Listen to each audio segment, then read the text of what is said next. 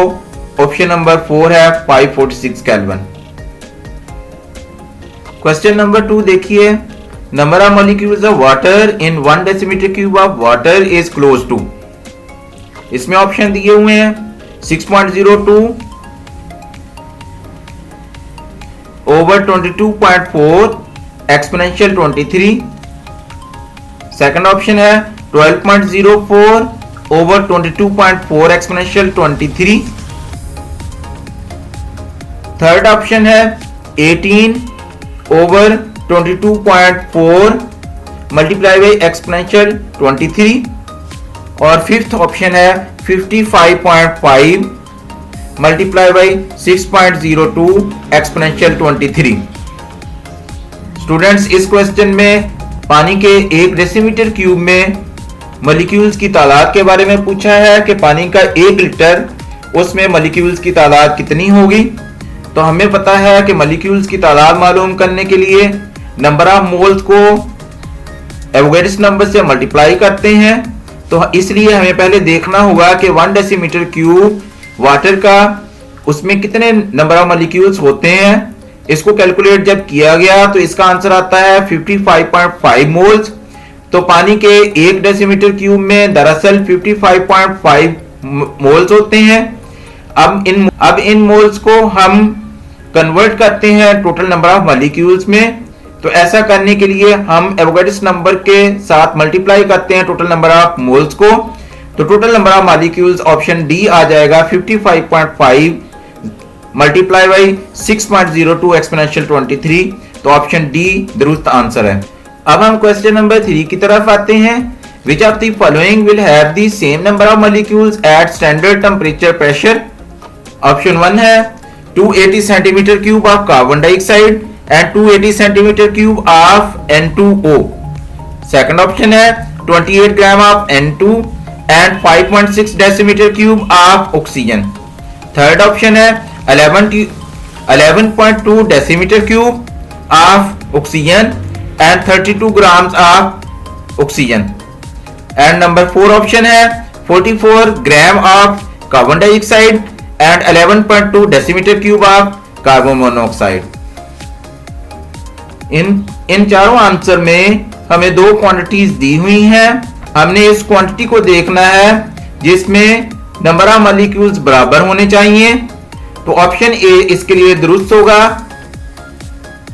Option 1 280 centimetre cube of carbon dioxide and 280 centimetre cube of N2O।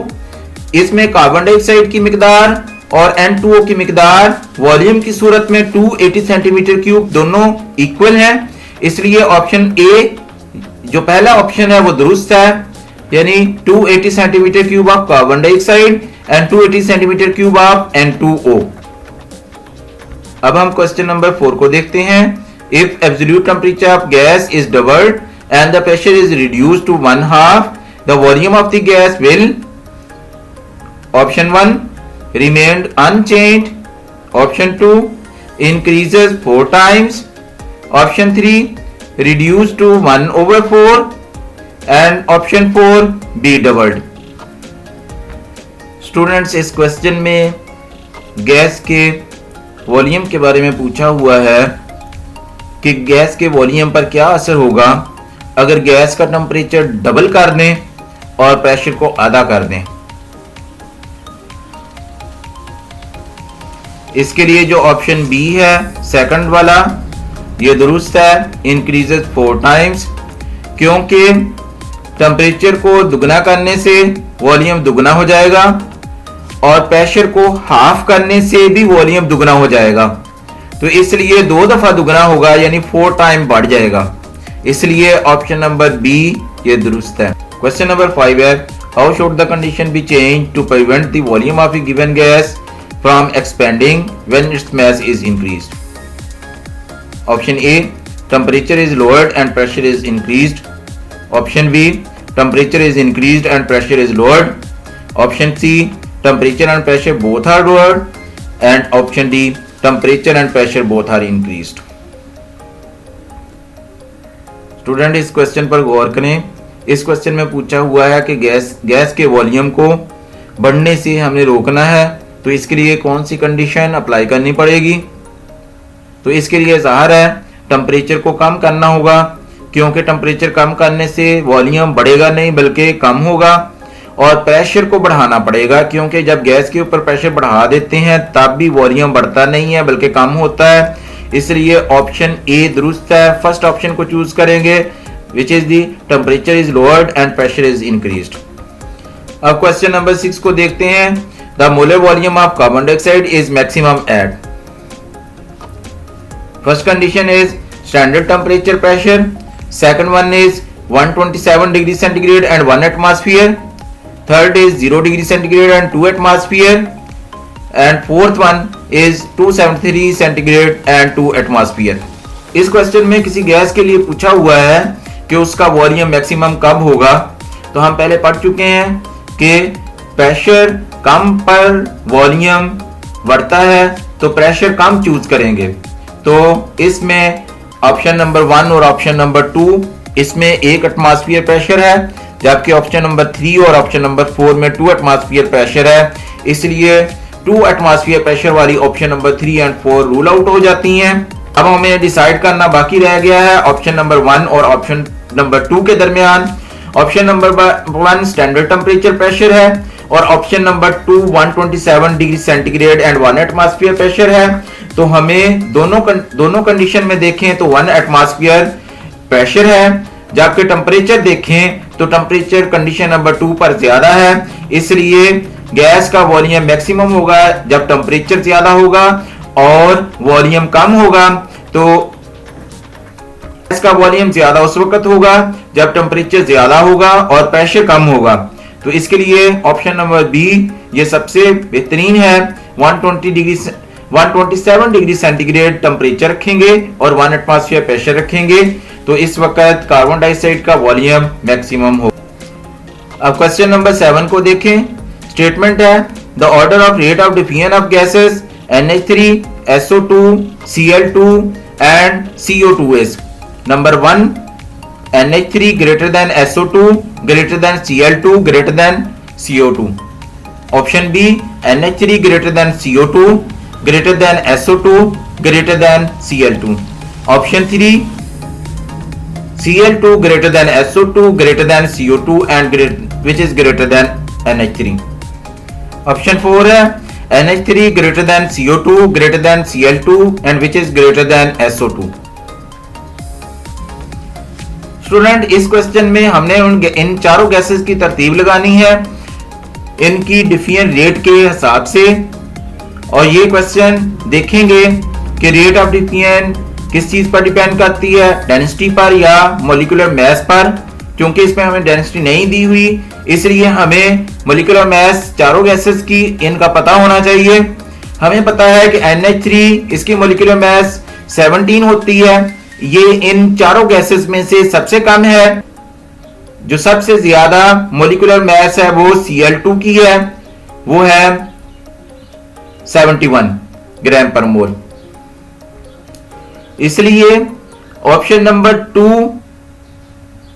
यानी NH3 greater than CO2 greater than SO2 greater than Cl2, ये rate of diffusion का order सबसे मौजूद तरीन है, इसलिए option B दुरुस्त है। क्वेश्चन 8 है equal masses of methane and oxygen are mixed in an empty container at 25 degree centigrade. The fraction of total pressure exerted by oxygen is option A 1/3, option B 8/9, option 3 1/9 and option C and option D 16/17। Student ये question Dalton's law partial pressure से लिया हुआ है। इस question में हमें दो gases दी हुई हैं, एक मीथेन है और second one is oxygen. 25 degree centigrade पर इन दोनों गैसेस की एक जैसी मास ली और उनको एक कंटेनर में डाल दिया। अब ये देखना है कि पार्शियल प्रेशर ऑक्सीजन का कितना है टोटल की निस्बत। अब हम मोलर मैसेज की तरफ आते हैं। मीथेन की मोलर मास होती है 16 ग्राम पर मोल, जबकि ऑक्सीजन की मोलर मास होती है 32 ग्राम्स पर मोल। चूंकि दोनों की मैसेज बराबर हैं तो इसलिए अगर हम मीथेन की भी 32 ग्राम्स मिकदार लेते हैं और ऑक्सीजन की भी 32 ग्राम्स मिकदार लेते हैं तो यहाँ से हमें उसके नंबर ऑफ मोल्स का अंदाजा हो जाएगा। तो यहाँ से नंबर ऑफ मोल मीथेन के 2 आएंगे और ऑक्सीजन का 1 आएगा। चूंकि पार्शियल प्रेशर का इन्हिसार नंबर ऑफ मोल्स पर होता है और मोल फ्रैक्शन पर होता है। इक्वल मिकदारों के लिहाज से टोटल मोलों की तादाद 3 बनती है और उसमें ऑक्सीजन के मोलों की तादाद 1 बनती है, यानी ऑक्सीजन का टोटल नंबर ऑफ मोल का फ्रैक्शन जो है वो 1/3 बनेगा। इसलिए जो फर्स्ट ऑप्शन है 1/3 ये दुरुस्त होगी। तो ऑक्सीजन का पार्शियल प्रेशर टोटल फ्रैक्शन 1/3 के लिहाज से कंटेनर पर लगेगा। अब क्वेश्चन नंबर 9 की तरफ आते हैं। स्टेटमेंट है gases deviate from ideal behaviour at high pressure, which of the following is correct for non ideality. Option A, at higher pressure the gas molecules move in one direction only. Option B, at high pressure the collision between the gas molecules are increased manifold. Option C, at high pressure the volume of the gas becomes insignificant.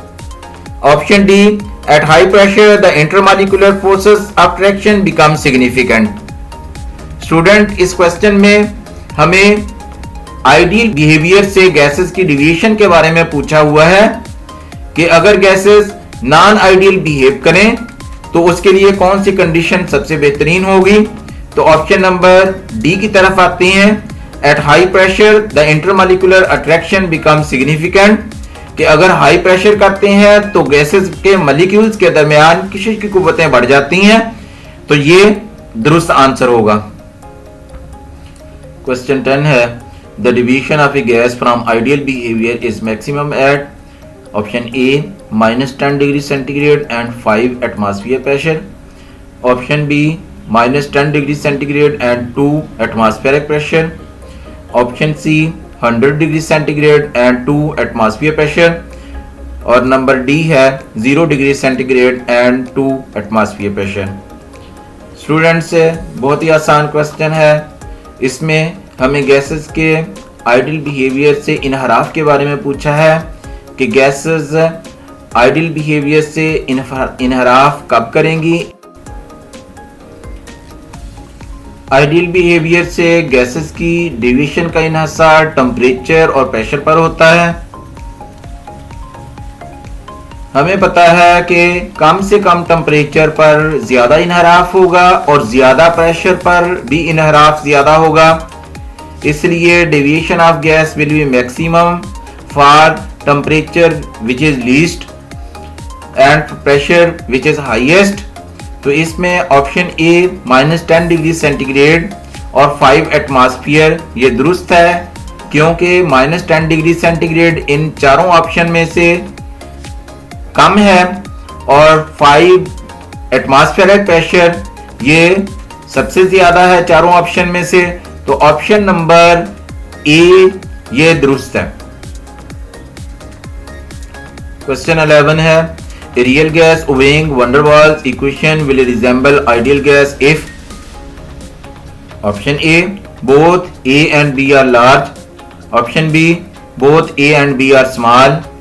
Option D, A is small and B is large. Option D, A is large and B is small. Question 11 ये है कि real gas